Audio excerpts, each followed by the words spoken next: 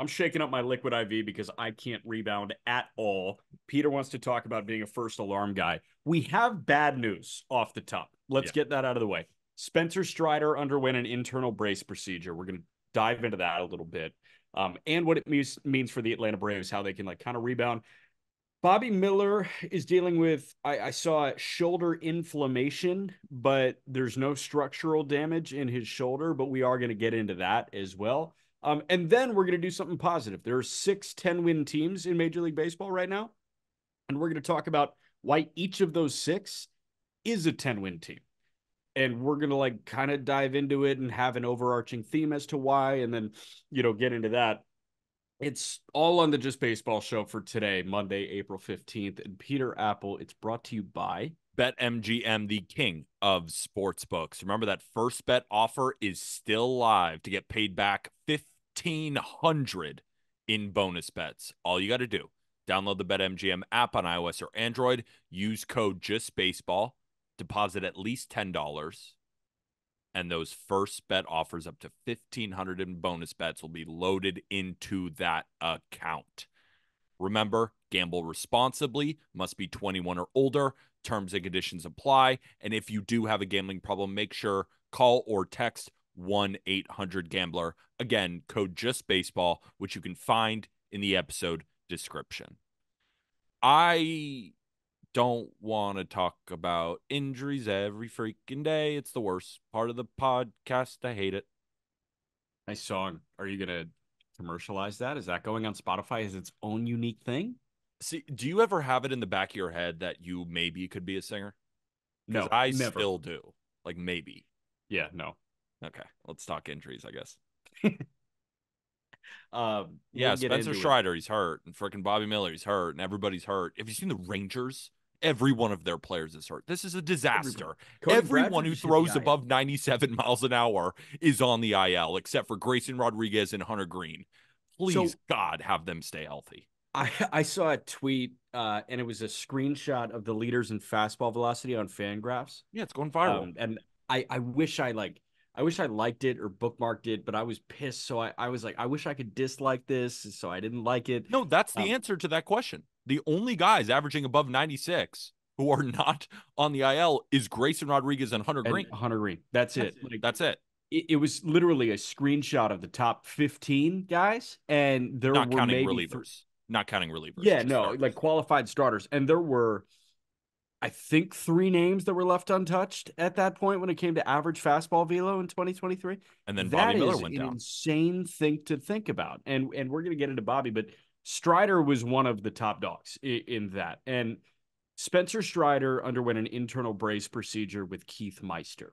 I think that was on Saturday, might have been on Friday. But what that pretty much means is partial tear, right? You heard structural damage to the UCL. It was not a complete tear. Complete tear requires Tommy John surgery. Shohei Ohtani got an internal brace done. Drew Rasmussen just got an internal brace done. And remember, Rasmussen was a 2TJ guy in college. An internal brace is a quicker turnaround process, and it's done when there is a partial tear. I don't believe, and correct me if I'm wrong in the YouTube comments, but I'm 99.9% sure an internal brace procedure cannot be done on a clean tear of a UCL. So what that means is Strider was partially torn, and they're pretty much grafting his current UCL, and they're wrapping it with reinforcements, and that will be the fix for now for Spencer Strider. That means that he will likely be ready for opening day in 2025, but it officially rules him out of the entirety of the 2024 season. I think, when fully healthy, best team on baseball on paper, losing their ace, losing their guy that was the odds on favorite for National League Cy Young, that is a massive blow. Having said that, I'm happy that he's not going to miss the front half of next year as well, especially on the heels of that extension that he signed after 2022. And, it's just great when guys miss as few starts as possible. Having said that, it's one of those that it hit me in the jaw and was like, it's real now that Strider's not on this team and contributing to this team in a major way in 2024. What was your immediate reaction? And when was the moment that you realized, like, yeah, he's out for the year, time to think about life outside of Strider? Three things. Number one, thank you for that breakdown. Because whenever I see that a guy is injured and then we get the report that he's out for the year, I do not look into what type of injury it is. I'm just upset. And that's an emotional thing. That's why you're a journalist and I'm an idiot. So first of all, and then number two, thank you for asking the YouTube comments to clarify what happens in that surgery, because I I have no think fucking I'm right. idea. I am 99% sure that I'm right and you can't get it with a complete tear.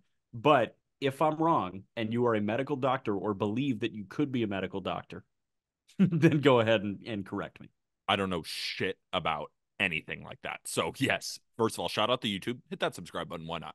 It's a big red button. We have tons of videos coming out. Hit that subscribe button. And number three, the answer to your actual question. I am worried about this Braves rotation. As we sit here today, they are 24th in ERA, which is actually now higher because Charlie Morton gave up 6 earned to the Miami Marlins. Thankfully, they were playing the Miami Marlins, and then Tanner Scott came in, and Marcell Ozuna, who's been on a freaking tear to start the season, ended up hitting that 3-run home run, and they win the game 9-7. The Braves are going to score enough to make their rotation woes okay in the regular season. But this Braves team is not concerned with the regular season. Braves fans are not concerned with 162. They know that they're going to hit enough. They know they still have Max Fried and Morton and Sale and Reynaldo Lopez, and they have about 7 pitchers in the minors. They also have Alex Anthopoulos, who is one of the greatest GMs that we have in our game, who is going to make the appropriate move in order to replace Strider. Keyword, replace. You can't. So what this does is when we get to October, and Max Fried is still that guy. Now, he's been off to a rough start, dominated the Marlins. I don't know what to think about that. It's the Marlins, but he's still a great pitcher, obviously. Now, Sale and Morton, they're older guys. Let's hope they can make it through the year. And Reynaldo Lopez is not proven as a starter. We like him, but we've been wrong before, right? Let's see if he can take that next step and make it 150, 170 innings and then perform in the playoffs. The Braves have had issues in the playoffs recently by their standards. And when you lose Spencer Strider, it's a knife to the gut. Not to the heart, not to the brain. They ain't dead yet, not even close. But it's a dagger to the gut. So that was my reaction. And I felt it because I bet Spencer Strider to win the Cy Young. Yeah. That goes my last ever pitcher award bet.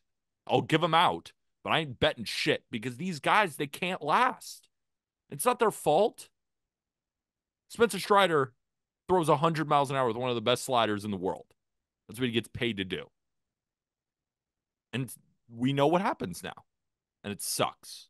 It sucks for Braves fans. It sucks for baseball fans. I mean, name 5 pitchers you'd rather turn on the TV and watch than Spencer Strider. It just sucks. It sucks. So when you look at life after Strider for 2024, you have 4 confirmed starters right now that at this point are healthy. Max Fried sucked, then he bounced back. We'll see what Fried looks like moving forward. I do believe he is closer to the Max Fried that is a arguably top 10 pitcher in all of baseball. Yeah, he's still the man. What? He's still the man. He always gets. I feel like he always kind of gets off the slow starts, and then like in that middle of the year, August type, he doesn't give up a run for a month and a half, and you're like, oh wait, we forgot he's the man. It's going to be summertime Atlanta, and he's going to be like, oh shit, Max Fried's on cruise control again. So 97, dicing. Yeah, like I think we're hanging on Max Fried, and assuming health, because health has been the issue for Max Fried. Assuming health, I think they're going to get a quality Max Fried. Actually, I don't want him throwing 97. Right, because then, I hear you. But then again, then Marco Gonzalez hits the IL too. It doesn't matter. Yeah. If you throw a baseball, you're going on the IL. It seems like we're on that pace. Charlie Morton is rubber arm at age 39 or 40, however the hell old he is. He threw with a broken leg. I think he's fine. Yeah, he's fine. So how is he at 40 still spitting 3,200 RPM sliders in his elbow? Is totally fine. Yeah, I think it's a finger thing. I don't know. Like he's incredible. He's incredible. He's amazing. Okay, so you got Morton, and you know you're going to get 180 innings out of Charlie Morton at like Yeah. a 4. That's okay. Maybe 250. Chris Sale has been too hurt to not be healthy this year. I You agree. got That's a Sale. good one. He's due. He's due He's for due. help. He's due for like I'm good Oh, in we got to September. knock on some wood. You got any wood near you? Yeah, I have a wood desk, so I'm knocking on the wood. Yeah, Right now. knock it. I don't have And then shit. you got Reynaldo Lopez. You made an interesting point. What was the inning threshold you said? 150, 160? Because I think he gets nowhere close to that. Okay, well, we kind of need it. I don't know if you do. So let's look at the internal options right now. Let's look. In Gwinnett, as it stands right now, AJ Smith Shawver has been terrible. Terrible. First 2 starts have gone 3 innings, 6 hits, 6 earned. That's not ideal. Dylan Dodd has been okay. Dylan Dodd has made 1 appearance out of the bullpen. He's made 2 starts, 16 and a third innings. He's got a 3.86 ERA, punch out 17, walk 9. So not great. Darius Vines is up. Alan Winans is another guy that they turn to consistently. They just tabbed Winans for a spot start. Bryce Elder is hanging out in Gwinnett, and they did not go to Gwinnett for the spot start. And Bryce Elder, define hanging out. he's hanging out in Gwinnett. What does that mean? He didn't get the call. Winans. No, I know, but I thought you meant how's he performing down there? No, he's been good. That's what I was about to get into. Okay. Bryce Elder, 2 starts, spent 10 and a third, 8 hits, 3 runs, punched out 11, walked 3. Okay. Again, the season is 10 minutes old. But that's the thing, though. The Braves just need guys to throw 5 innings and not get destroyed. Charlie Morton gave up 6 runs today, and they won not only by 1 run, they won by 2. Yep. Like, they just need guys to get them through. And then that incredible lineup and what I think is an extremely talented bullpen. I know that they've been kind of hit or miss this year, but there's too many good arms in that bullpen for me to say anything less. They just need guys to get them through. I don't know if any of those names that you went to are going to be factors for them. I think they have to be active in the market. So I think Elder can get them through 5 innings. I think that Dodd can get to a point that he can get them through 5 innings. And I hope this is a very fluky 2-start stretch for AJ, and he can get them through. I'm very high on AJ Smith-Shawver. But again, my opinion is irrelevant because I am a very high person on Hunter Brown. I said if there was one guy that I was expecting to break out, it was Hunter Brown this year. Early. It's so that early. Kicked my listen, 1 out, 11 hits, that kicked my ass. I'm done for. Not an ideal start. Not an ideal start. No, but I think he'll be fine. I mean, there are things we can talk about that in a future episode. Yeah, I mean, it doesn't look good right now, but it's so early. There is one other name internally that I want to point to right now, in a bad way. Their first round pick from a year ago, Hurston Waldrop. Hurston Waldrop got up to AAA last year. He was shot out of a cannon through the minor leagues last year. 29 of the third innings in the minor leagues. He had a 1.53 ERA. He punched out 41 in 29 in the third innings. He is one of the better split changes or whatever the hell that pitch is in the minors. Okay, so those were the 2023 numbers. He's made 2 starts with AA Mississippi at this point. And Hurston Waldrop, through 2 starts, has thrown 7 innings, 15 hits, 10 earned, 7 punch-outs, 5 walks. Do you have the numbers on Ian Anderson by chance? Is he around? Isn't he still hurt? He might be. I think he's just still thinking hurt. about other Braves names down there. Yeah, no, I think we're screwed. Yeah, he's Ian Anderson at this point. Let's see what you got going, Ian. If I'm not mistaken, he's still working his way back. Yeah, he hasn't thrown this year. Okay, never mind. So I think they should be active in the market, but you think that they have it in-house? No, I think that they can put a Band-Aid on a samurai sword gash. Yes. In-house. Yeah, I think they but can in order to go now. in. Yeah, but in order for emergency surgery to happen, and I'm sorry to bring up the word surgery with Strider, but in order for emergency surgery to repair this samurai gash, you need to look elsewhere. Yes. They made a move for Jock Peterson, I think before July 4th in 2021 when they won the World Series. It was like the first deadline move. And I'm going to pull up the exact date. I think that's probably when they move for a starting pitcher. As of right now, I don't think anybody's trading a starting pitcher. Why would you trade a starting pitcher when you know that everybody is going down? I'm fascinated to see when these like when these deals start to happen for starting pitchers because like if you are the Oakland A's, let's say, why would you give up Paul Blackburn right now, knowing that you're probably going to have a guy like go down in a week, 2 weeks? Because the A's are not trying to make the playoffs and they can Okay, see a so market that will overpay for a guy like Paul Blackburn. how about Atlanta overpays for Paul Blackburn? Why not? I mean, the Braves and the A's, I don't know if it's possible. The A's could say, we need you to overpay for Paul Blackburn, and the Braves are just going to throw them another catching prospect, and they'll be like, yes, we'll do Sure. Yeah, he's it. great. Jock was acquired by Atlanta on July 15th. That might be too late for the Braves. Now, I'm with you. The lineup, the bullpen, and the 4 starters they have can keep them near the top of the National League Yeah. until that point. But if they want to be a World Series contender without the services of Spencer Strider, I think the answer is external and Has to not be. internal. Has to be, because we're talking about winning a World Series here. We're not talking about winning the division or even winning a Yeah. playoff series. They We're can talking win the division with Elder as the 5. They can 100%. win the division with Dylan Dodd as the 5 for half They the can year. win the first round of their series with their current rotation. We're talking about winning a World Series. Alex Anthopoulos has to be on the phone and go get some guys. And And on future episodes, we'll talk about which pitchers they should go get. But at the time we're recording Sunday night on April 14th, the market hasn't exactly expanded yet no. to our knowledge. And remember, I almost validated Reynaldo Lopez's breakout at the end of last year or at the end of last week. I don't know if Reynaldo Lopez can start games in the postseason. We'll see. I don't have my crystal ball in front of me.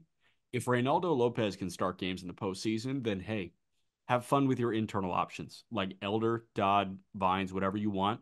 Go ahead and do it. Even though I am championing this Reynaldo Lopez's valid movement, I have no idea if he can be the 4 starter in a postseason rotation. I mean, should we talk about Bobby Miller now? We can. This is another thing that I kind of want to walk through the internal options of how do you bridge this?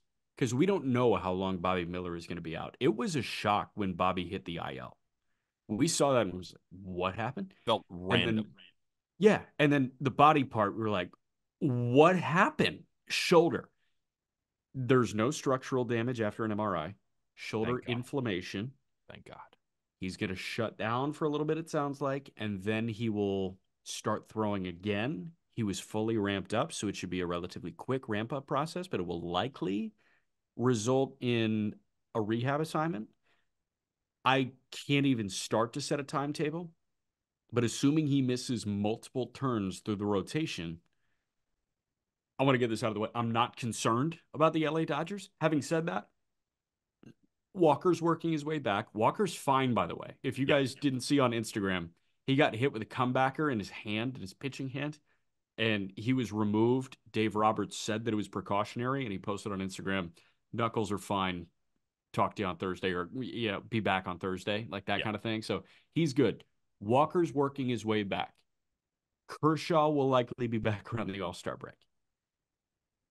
But here we are, like in their month in limbo where they needed guys to step up and be consistent, like a Bobby Miller, like a Gavin Stone, who looked really good over the weekend.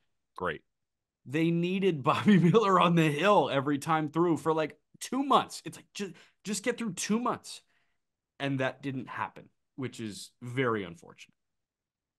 And then you're putting more pressure on this bullpen that also has not looked like your classic Dodgers bullpen yet. Now, this bullpen is going to get back arms as well. But as of right now, the rotation, Glasnow still leading it. Obviously, you have James Paxton. You have Gavin Stone.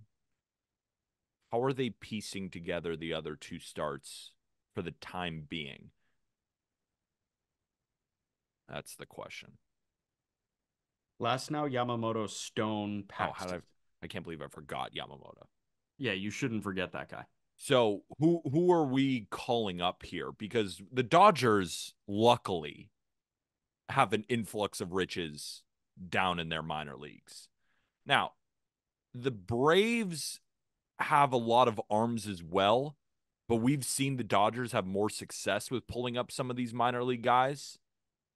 Who do you think is the next to get called up, or do you think they start going with openers? The reason I brought up the bullpen is I would not go with some openers right now. Glasnow can give you a ton of innings, but Yamamoto has not proven that he can go deep into games yet. Gavin Stone, not one to go deep into games either yet. The young arm, they want to control his innings. And then James Paxton can get you some innings, but we're not looking at 6 or 7 every single time he comes out. So when you have guys who are 5-inning guys, mostly to start, openers are not exactly an ideal spot when you don't have a great bullpen. So who do you think is the next to be called? I think it's Landon Knack. Mm-hmm. Kyle Hurt has made 2 starts. He hasn't been great, but they've been short starts. Landon Knack has thrown 3 games for Oklahoma City, 15 and 2/3. He's got a 4.02 ERA, 16 punchouts, and 4 walks in 15 and 2/3. Landon Knack is on the 40 man, so you can simply recall him. I would prefer they give Knack a shot at the major league level instead of doing the opener thing and trying to get cute. Was Sheehan a way better option than Knack last year? Yes, he was. Was Kyle Hurt a way better option than Knack last year? Yes. But it feels like it's Knack's time to try and gum up a leak. You know what I mean? Like just clog a leak for a little bit. Mm-hmm. And you only need 2 or 3 starts from Knack as it stands right now. So go get those 2 or 3 starts and just see what happens there. I'd prefer seeing that over, hey, Ricky Vanasco opens a game and he goes, however many innings. He goes an inning and 2/3, and then you piece it together with that bullpen because that bullpen's going to get really tired really quickly. So I hope that it's Knack that gets the call. But overall, thankfully, Bobby Miller is probably going to be out. I No don't want to idea. put a timetable Don't even either. want to guess. I'll guess. Why not? Okay. I'll just guess. I'm not going to. I'll guess. I'm going to say he's back in the middle of May. I'm going to say he misses 4 times through the rotation. I think he's shut down probably for 2 weeks. Gets throwing again, rehab start, pretty much ready, and we're missing 4 weeks in action would be my guess based on what I read. But again, I'm no doctor, not even close. Like Jack can at least break down the injury. I don't know shit. So that's my extremely uneducated guess. Gotcha. And I'm sticking to it, and I'm confident in it. So, because that's life. You don't have to understood. be smart. You just got to be confident. Yeah. And I'm going to be confident in my guess that they either go Kyle Hurt for short spurts or they go Landon Knack. So that's my guess. And I'm not going to guess the timetable for Bobby Miller, but I can tell you that Walker is trying to work his way back. And I think it'll be a short period of time that they really need to piece things together. And they've got decent enough options to piece it together.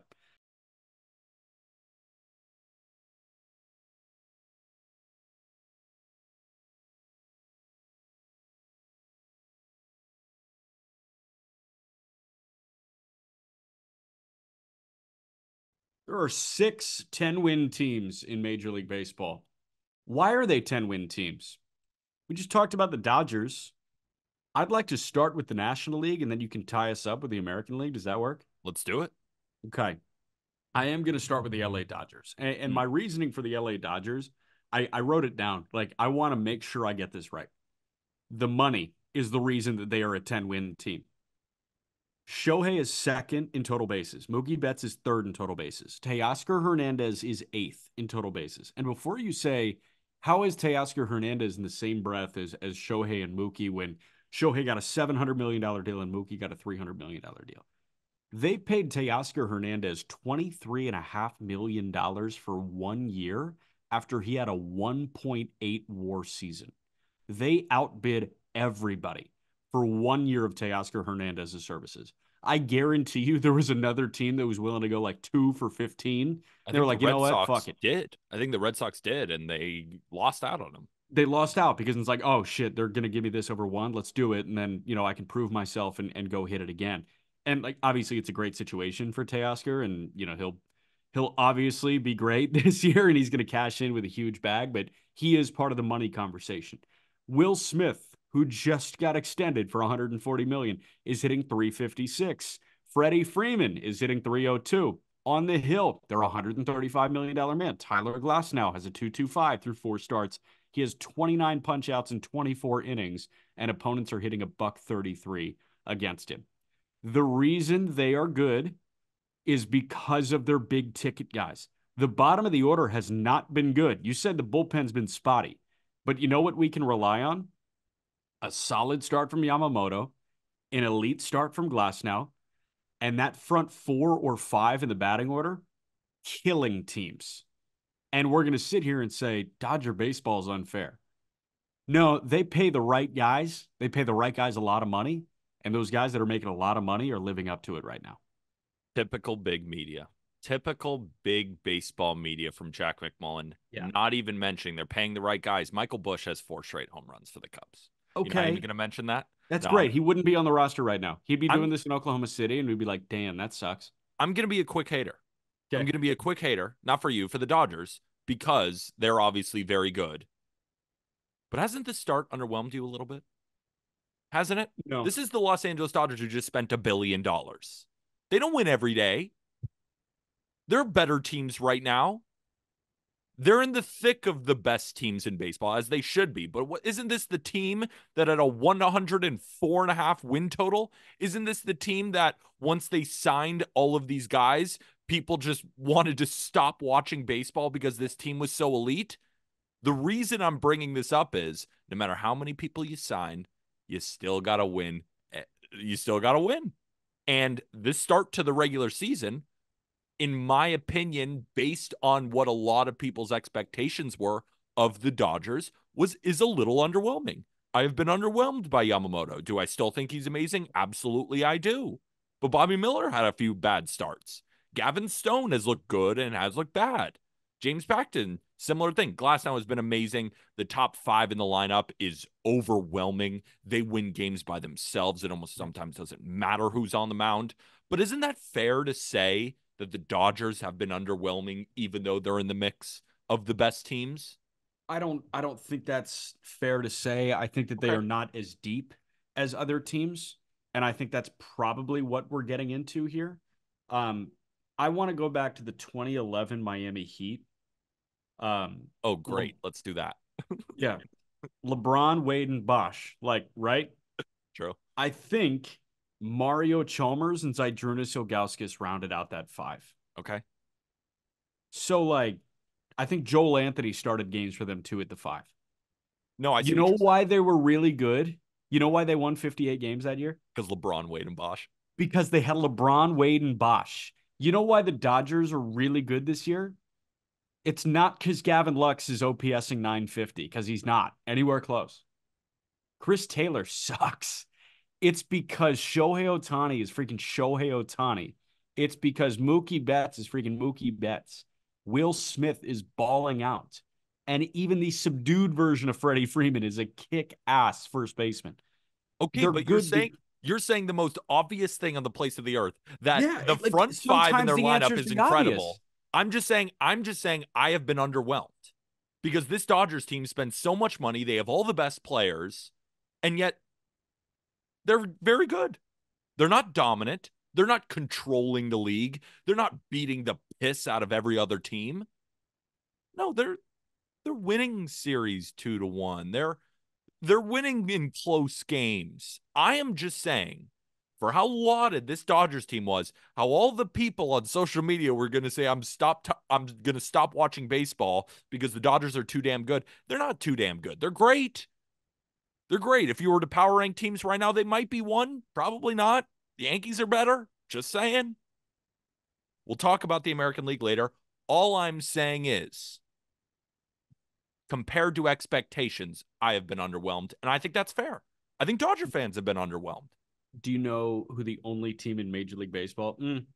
There are actually no. I think there are 5 teams. Do you know who leads Major League Baseball in runs scored? I mean, it's probably the Dodgers. They have the It's best the LA offense. Dodgers. Yeah, I The mean, LA Dodgers have led baseball in runs scored, and you're underwhelmed by the LA Dodgers. And listen, how has I the pitching totally been? understand. I understand the bullpen identity thing. I understand, I don't Yeah, I really mean, understand of the course Yamamoto that thing. they've spent $100 trillion. Like, yes, they Okay, should have a but great like, offense. dude, at the end of the day, you got to play the games. And the fact is, they're 11-6. They're 2.5 up on Arizona already. They're 11-6 even before this Sunday night baseball game. Maybe they lose. Okay, maybe they lose. Maybe they lose. All I'm saying is they have the best offense in baseball by runs scored. And at the end of the day, if you give me one stat to measure team offense, it's runs scored because you got to do that to win baseball games. And they are the best in baseball at that. Now, is their pitching more suspect than maybe we were expecting? Yes. Yamamoto, I don't think it's fair to say he's been underwhelming. How has he not been underwhelming? He signed a Blow up start, $325 million blow up start in contract. San Diego. Yeah. Then he had Dude, 2 5-inning shutouts, which were good. And then he gave up 3 more runs to the Padres again. Like, he's been pretty good. I would say underwhelming based on my expectations. That's not unfair. Not to say that he can't improve, just not to depends say where that your he's not going to be expectations were. great, but through 4 starts with a guy, the 3-time Ichisawa Moro Award winner, he wins everything over there, comes in, signs the biggest contract ever. Has he been in the 6th inning yet? No, and that is a Dodger decision. Let's get that out of the way. Just saying. Just saying. Dodger fans, don't get so mad at me. You need a little hater. You kind of need someone to hate on you a little bit. Don't you want any fight in here? Don't you want this Dodgers team to be better? I know I have so many Dodger fan friends. I know that they are underwhelmed. I know that the true Dodger fans who were so excited for the season are underwhelmed right now. I'm not saying they're bad. They're one of the best teams in baseball. They're going to go on a run. But hey, for how much money you spend, you're going to get a little bit of a hater. And I'm willing to sit in the chair. I'm willing to Yeah. sit in the chair. The next two teams in the National League do not need haters because they are small market teams in the National League Central. So just appreciate what they're doing. No hating at all. I'm so excited to talk about them. Two other teams in the National League that have 10 or more wins. Number one is the Pittsburgh Pirates. And the Pirates, my reasoning for them being a 10-win team is this. If LA was the money, the Pirates are a sum of their parts. Mm-hmm. Their 3.48 staff ERA is sixth best in baseball. Their starter ERA is fifth in baseball. They're seventh in batting average and OBP as a team.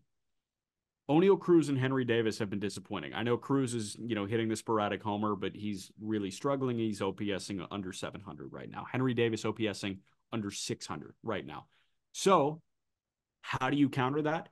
Edward Olivares has been awesome. Dude, Connor Joe has been great. Wait, can I say one thing? Edward Olivares hits the ball as hard as anybody in Major League Baseball. Whenever I turn on a Pirates game, even when he gets out, they're loud. And I say that all the time about certain guys. And Edward Olivares has been hitting the shit out of the baseball. Olivares has been phenomenal. Connor Joe has been phenomenal. Joey freaking Bart in his 3 games as a Pirate has 2 bombs and a double. What's going on, Joey? We'll take it. Crazy. We'll take it. He's been like a shot in the ass of adrenaline. How about the pen? Bednar has been very hot and cold. Colin Holderman was hurt. He just came back. He was dealing with illness in spring training. Chapman's been nails. Josh Fleming has been awesome. Hunter Stratton's been a dog. All right. Hunter Stratton's been a dog. Chapman has not been nails. Chapman's been nails, man. I just saw him blow the lead. That was the first time he struggled, and he has yet to allow a run. I'm a Chapman hater, so you can push my opinion to the side. And then let's jump to the rotation. Mitch Keller struggles. Okay. Martin Perez is a sub-2 first 3 turns through the rotation. First 2-3 turns through the rotation. And Mitch Keller did go to Citizens Bank Park today on Sunday and rally his team to a win. He didn't have his best stuff, but he still performed well. It was one of those starts. Yeah, it was one of those starts where it's like Mitch Keller has been struggling, but I feel like that could be a momentum builder. Yeah. I didn't have my best stuff. I'm in Citizens Bank Park, and we got a big 9-2 win, and I ate a ton of innings. That just feels like a start that can really start to get him going again. For sure. And he saves the bullpen. He scattered 8 hits. It was 7 innings, 2 runs. Marco Gonzalez was really good before he got hurt. And then Jared freaking Jones, I don't need to say more about Jared Jones. This Pirates team is picking each other up in a very unique way. Shout out Andrew McCutchen for his 300th career homer. Like, Yeah. couldn't happen to a better guy for the city of Pittsburgh. Having Bednar, like a native Pittsburgh guy, and McCutcheon, who has just adopted Pittsburgh, Pennsylvania, as his place. This Pirates team has this amazing vibe going on, and it's cool to watch on an everyday basis how all of this is unfolding. Because again, Henry Davis and O'Neill Cruz have not been that good. And here we are, and we're talking about Edward Olivares and Connor Joe and Joey Bart. Like, welcome to Pirates baseball in 2024. Yeah, they've been really, really exciting. And Brian Hayes in the 3-hole, Brian Reynolds in the 2-hole, right? The stars of their offense have been good too. Yeah, I mean, it's an exciting team. We're going to talk about the Guardians a little later. Everyone picking each other up, right? There's no big star. Like Brian Hayes isn't hitting 500. And while Jaron Jones is striking out the world, right? He's got like a mid threes ERA, high So. threes ERA.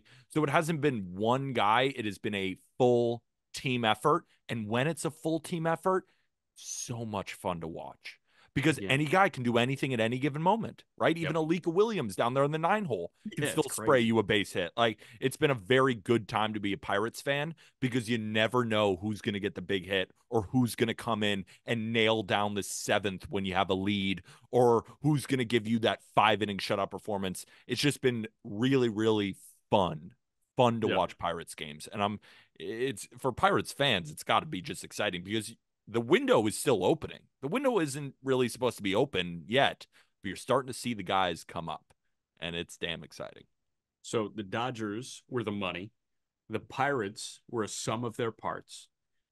And the Milwaukee Brewers are the third team with 10 or more wins in the National League. And my reasoning for them was their stars are starring. That was the reason. And let me explain to you what that means. Through 11 games before he got hurt, with the back thing, Christian Yelich, he said he felt it grab and he didn't, push it to make it any worse. So hopefully we nip it in the bud and we're only, without Christian Yelich for a week or two. But through 11 games for Christian Yelich, he's hitting 333. He's 13 for 39 with an 1166 OPS. William Contreras, through 14 games, is hitting 375 with an 1166 OPS or an 1116 OPS. Willy Adames is hitting 310 with a 900 OPS. And then Freddie Peralta, he's got a mid twos, 26 Ks, 2 walks in his first 3 starts. And then they've got contribution from Bryce Terang, who's been good. Joey Ortiz has been good. Rhys Hoskins has been good. Freaking Blake Perkins has been good. But for me, it's the stars, like the 4 guys we were looking at. It's like you have to be good if the Brewers are going to be good. Yelich, Contreras, Adames, Peralta. They've all been great. And they are all good players. And, I'm not victory lapping yet, obviously, on April 14th, but Brewers plus 800 to win the division. They were the forgotten team. People forgot. Christian Yelich is still that guy. William Contreras is still that guy. Willy Adames had a down year, and Freddie Peralta has really taken that next step. And isn't it awesome? Like, one of our first breakout picks from Project the Plate, if anybody remembers, we were the Freddie show. We just saw something in this guy, all 3 of us together. That was a full, did you watch Freddie Peralta's last start? Yeah, me too, dude. It was awesome. We all loved him, and to see him blossom into this, what it seems to me is a bona fide ace in this league. I think so. It's exciting. The bullpen, even without Devin Williams, right? If we're talking about stars being stars, one of their brightest is still out and is going to be out for the foreseeable future, but they just plug and play. That's why I view them as the National League Rays, as a team where this guy went down, this guy got traded, and then you look, wait, who's that guy throwing 101-mile-an-hour sinkers? Who's that guy? Who's that guy? And then the game's over and you lost. They just keep it moving. They lose their manager and Craig Counsell. They don't skip a beat. They almost look better than they ever have. Shout out Pat Murphy, man. Pat Murphy's doing a hell of a job. Hell of a job so far. Christian Yelich is still the man. William Contreras is still the man. And Freddie Peralta is still the man. It's a good team. And then, icing on top of the cake, they got a lead after 7. The game's over. And that's without Devin Williams. It's a good time to be a Brewers fan. It was a good time last year. Everyone just freaking let them be. I remember I had a debate with Colby when I was like, I'm taking the Brewers to win the division. And he's like, I'm taking them under wins. This offense isn't going to show up. He's seeing it. He's seeing it. He's seeing it right now. Shout out Colby Olson. Shout out. I love it. All right, American League. American League. Should I start with my New York Yankees? Sure. So the New York Yankees are 12-4. No other team in Major League Baseball can say that. Pretty cool. 12-4. So the Yankees, I have so many different terms to use in how to describe what I've seen from this team so far. But the one that I came to was, I don't recognize these Yankees. And I mean that in the best way possible. Anthony Volpe is slashing 353, 450, 529. Plate discipline, complete 180. Not swinging out of his shoes. His swing looks so much better. The glove looks great. He has been an MVP of this team. Juan Soto. Putting him in the lineup changes everything. I saw morons online yelling, he's always looking for a walk. No, he's not. He arguably has the best eye since Joey Votto, and maybe even better than that. Juan Soto slashing 333, 458, 544, doing everything offensively and defensively for this Yankees team. They've been doing all of this while Aaron Judge is slashing 204, 371, 407. He's going to heat up. Stanton, the power is starting to come. Gleyber Torres, been struggling, but it's okay because guys like Oswaldo Cabrera are backing him up, slashing 317, 378, 585. The offense has been overwhelming for starters because they make you come in the zone, and when you do, it's often a hard hit ball. They're one of the league leaders in pitches per plate appearance. They get the starters, the pitch counts. They get so high, and then they get into your bullpen, and they just wear you down as an offense. Something that the Yankees haven't had since I was 11 years old. The patience on this team.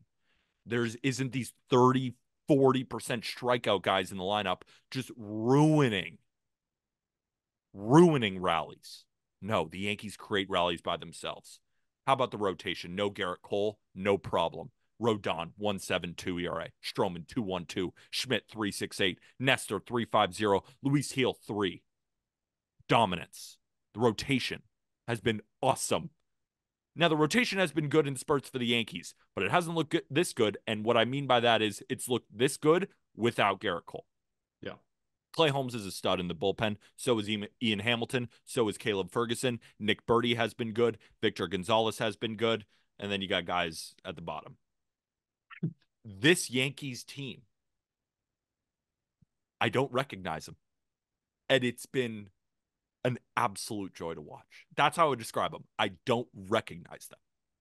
You said Juan Soto may have the best eye since Joey Votto. Juan Soto by O-swing percentage, by chase rate, has a better eye than Joey Votto. Joey Votto in his career is chasing at a 22% clip. So 22% of the pitches outside the zone he's swinging at.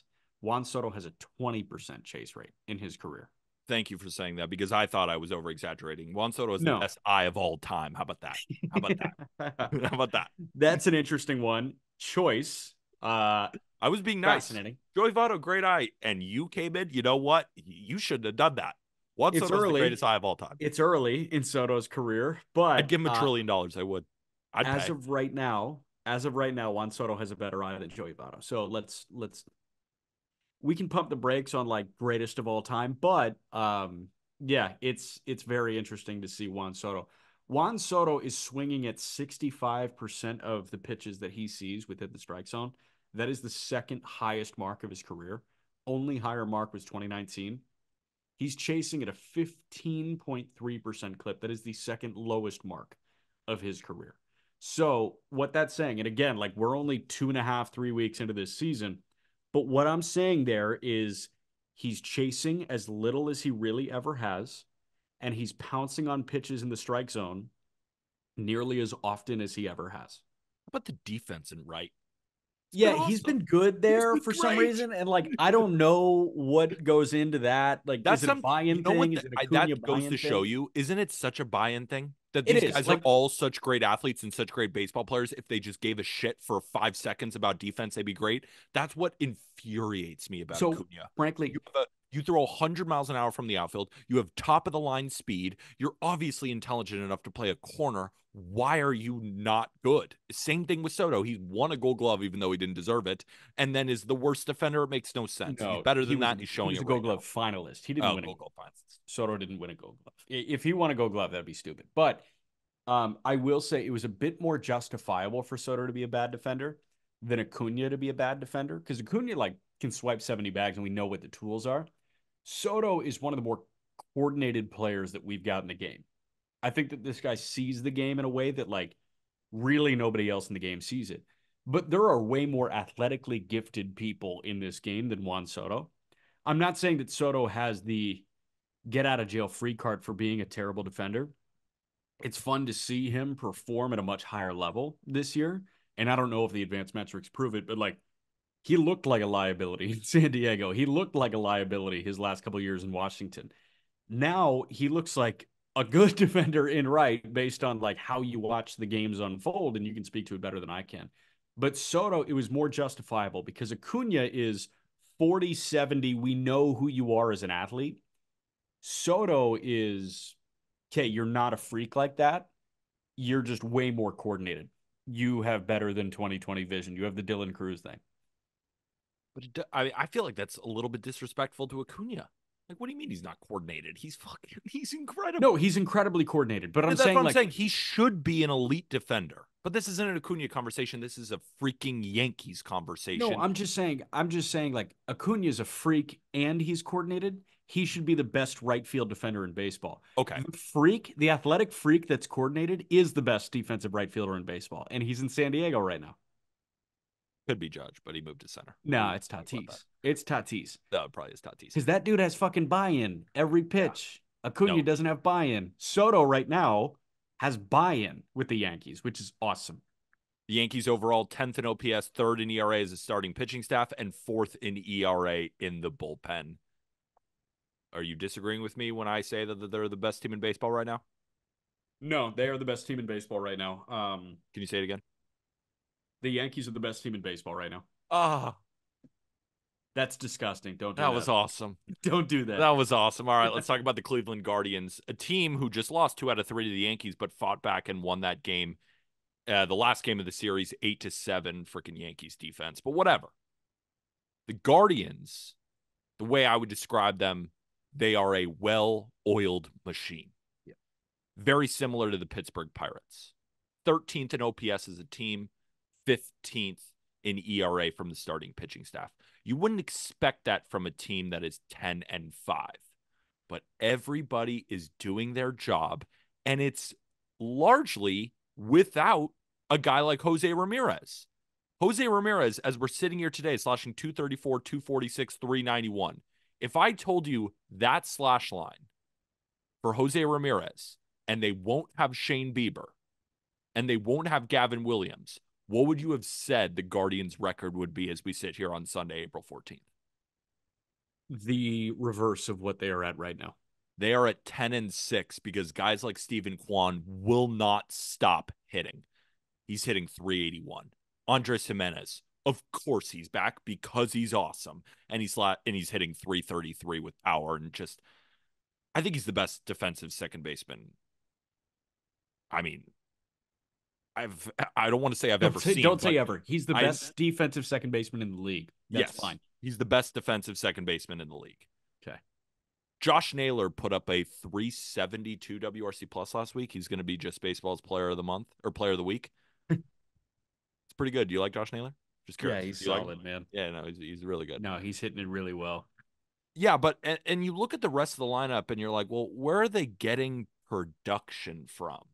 Right? Tyler Freeman, Will Brennan, Ramon Laureano, Bo Naylor, Brian Roquillo.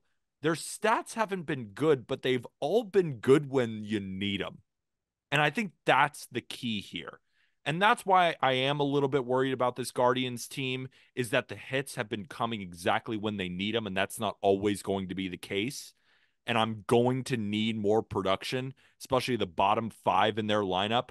The best batting average is 216 from Will Brennan, whose slugging is also 216. But a guy like David Fry is coming off the bench, and he's hitting 316, 423, 526.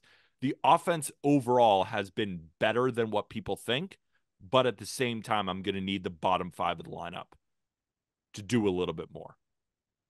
The rotation has weirdly not been great, but they keep doing enough to win. Logan Allen gave up a big home run to Aaron Judge today, but overall he has been solid.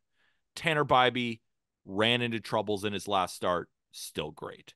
Carlos Carrasco has arguably been their best pitcher because Which Tristan is McKenzie has not crazy. been good. It's so funny. You look at the stats for the Guardians and you think to yourself, how are they winning games? And that's why I call it a well-oiled machine, because all they need to do is hang tight. And then they win in the end because their bullpen is just so damn good. Second in ERA as a bullpen. They just keep gnawing at you and gnawing at you, and the blue pits and the great defense, the speed. This is what Guardians baseball looks like. Doesn't make a lot of sense, but they win games. Like that game where they beat the Yankees 8-7. They had no reason to win that game, but they did because they're smart and they play the game right. And they're one of those teams where you can just never truly count out because they play the game right. They're fun to watch. What do you think about the Guardians so far? So they put my brain in a blender, and Bybee was good first 2 times through. Yeah. It really helps that they got Shane Bieber for those 2 starts, because Bieber was the best pitcher on the planet for those 2 starts. McKenzie looks like not right. I don't know what's going on with him, but I mean, he's been like 89 to 91 with his heater, and that's just like not very fun to watch. Because you hope he's 92 to 94. Their next, I think, 6 starts are going to be Xavier Curry, Tanner Bybee, Ben Lively, Carlos Carrasco, Tristan McKenzie. That's crazy. Now, Gavin Williams is trying to work his way back. Joey Cantillo, I don't know how long he's out for, but I think Cantillo can debut and fill starts for them. Interesting that they made Gaddis a reliever full time, but Gaddis has been really good in that bullpen. Yeah. They have a very strong bullpen. Mm-hmm. They've always had a very strong bullpen, but like it feels like even now, and they traded Enel De Los Santos for Scott Barlow. I thought that was a bad deal, and Barlow hasn't been that good. But I mean, dude, like was Cade Smith has been really good. Sandlin has been solid. Clase has yet to allow a run. He has yet to walk a guy in 4 innings of work, 6 innings of work. He did allow a run today. Those stats are probably not got you. Not updated because Anthony Volpe sent one into the gap. Yankees still lost. Oh yeah, that's right. Fucking Volpe, man. Like we got to give him his flowers. I just did. I just freaking hyped him up for like 5 minutes. I know you did, but like we gotta hype him as like player of the month in April or some shit. Like he's got to keep going. I mean, he I almost like don't want to jinx it. It's unbelievable to watch this young cat just completely change into what we all thought he could be. The next shortstop for a very long time for the New York Yankees. Yes. It's awesome. I'm waiting on the rotation to look like what it'll look like for the majority of the year, because right now it does feel like they're piecing it together without Bieber and without Gavin Williams. And I just want to see like what the finished product looks like. Is it Bybee, McKenzie, Allen, Gavin, and Cantillo? Is it the front 4 in Carrasco? Is it the front 4 in Xavier Curry? I just don't know what it's going to look like in its final form.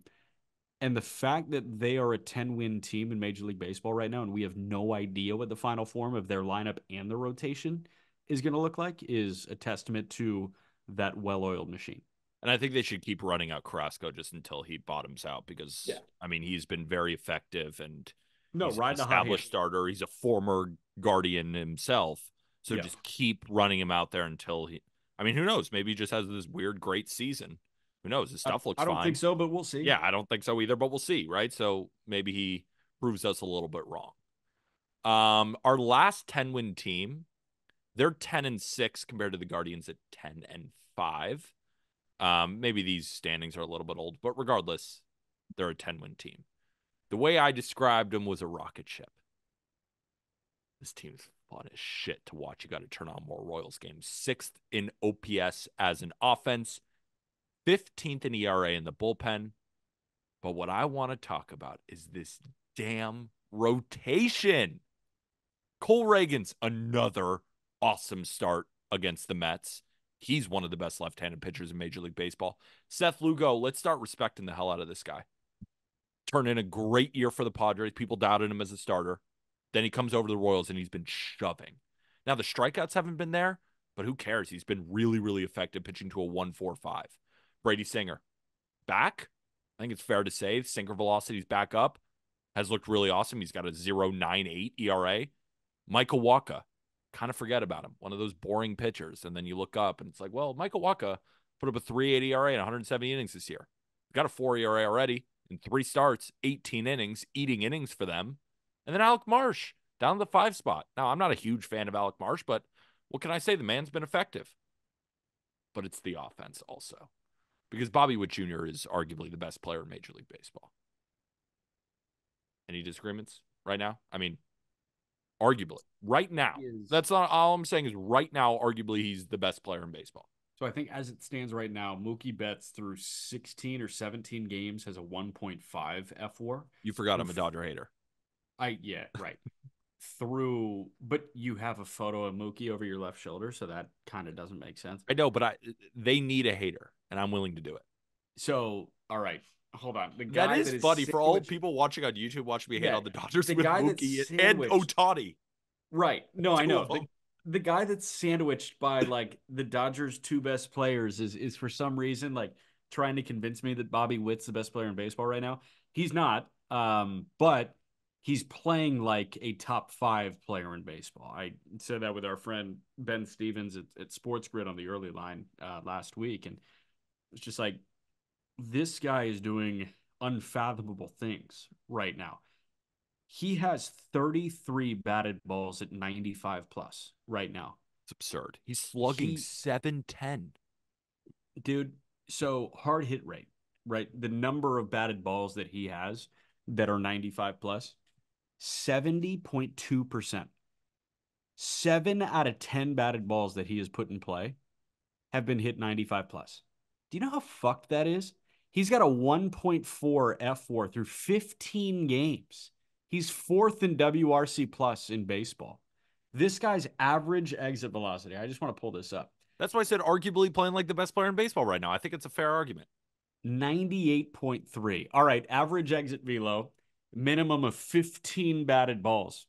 He's 2nd in baseball at 98.3. There's one guy that's better. AL West. Jordan? No. Adolis? No. LA Angels. Trout. No. Miguel Sano. You're kidding me. 15 batted balls. Miguel Sano's average EV is 100.1 miles an hour. That's awesome. Good for Miguel Sano. I love baseball. But the fact that Bobby Witt with 47 batted balls is sporting a 98.3 is unbelievable. He's 23 years old. He's 23. Yeah, he's playing like a top 3 player in baseball right now. I'll say that. I'm not going to say number 1, but he's playing like a top 3. Okay, but let's continue. Salvador Perez. I mean, I want to say fountain of youth, but he is still 33 years old. He's going to turn 34 soon. But he's still hitting, man. 4 bombs this year, slugging 550, hitting 333. And how about MJ Melendez coming back? When we talked about at the beginning of the year, this was a year for the Royals to kind of say, all right, who are we bringing on this wagon with us as we continue to get better? Is MJ a part of the future? Well, he's sure hitting like it. Slashing 295, 392, 614. I bet he's high up on those hard hit leaderboards as well. And then Nelson Velasquez, right? They get him from the Chicago Cubs. Doing everything offensively. 333, 385, 521 slash line. This offense, man, it's fast. It's got power, right? When you're 4th in home runs and 3rd in stolen bases, that's a great combination. And then when you have a starting staff like this who just never allows runs, you are going to win a lot of games. When I look at the Royals, it's hard not to buy in on this over a team like the Guardians right now. If you think about it, and we're talking about right now. We're not talking about where these 2 teams are going to be in August or September. But I look at the Royals team, and I see a real path to winning, while the Guardians have been more getting a little bit lucky, in my opinion, as a big Guardians guy. I see the Royals as a real contender right now. I also just think the lineup is better. Kind of Yeah. piece by piece, the lineup is better. I don't know if it's better because I don't think the Royals have four hitters. Like they're 1, 2, 3, 4. Is it as good as Kwan, Jimenez, J Ram, and Naylor? Let's go pound for pound right now. Let's go Okay. position by position. Okay. Okay. I'm pulling up both depth charts and I'm going to throw you each position. Okay. The Guardians catching tandem right now: Bo Naylor and Austin Hedges. The Royals catching tandem, as it stands right now, is Salvador Perez and Freddie Fermin. What are we taking? First of all, shout out Salvador Perez, 250th career home run over the weekend. That's awesome.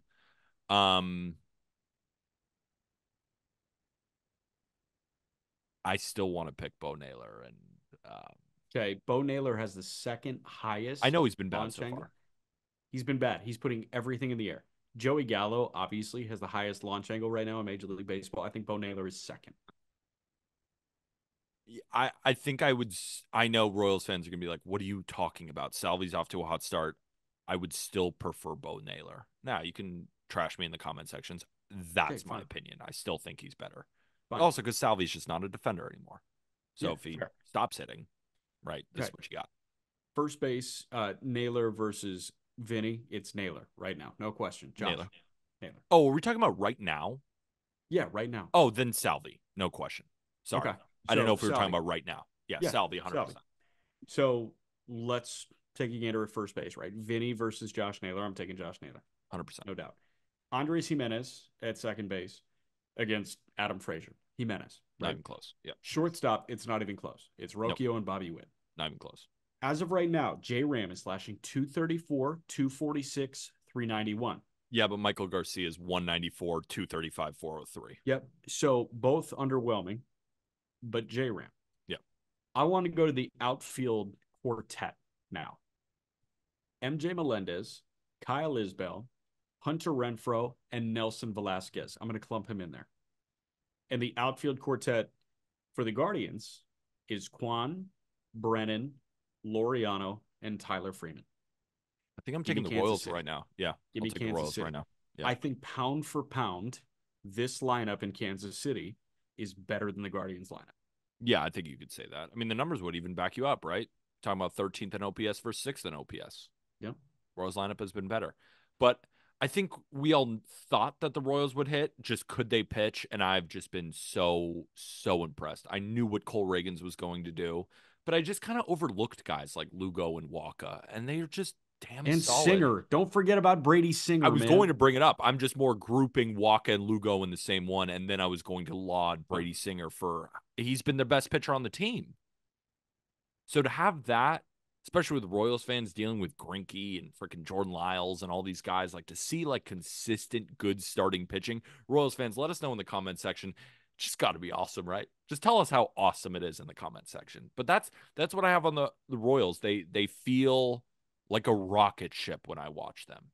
That as soon as the bats start getting going, bang, 6 spot on you, quick, power, speed. They got it all. And then if they keep getting great starts from their starting pitching, the bullpen has been average when in recent years it's been awful, right? They're 15th in ERA as a bullpen. Damn, it's exciting if I'm a Royals fan. Like, this is a really cool exercise, and this is why I wanted to do it. Pirates, Brewers, Guardians, Royals.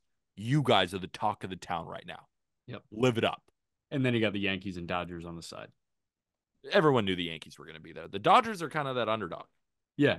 Yeah. That's why you have 2 photos of them, right? You love the underdog story? Yeah, I love the underdog story.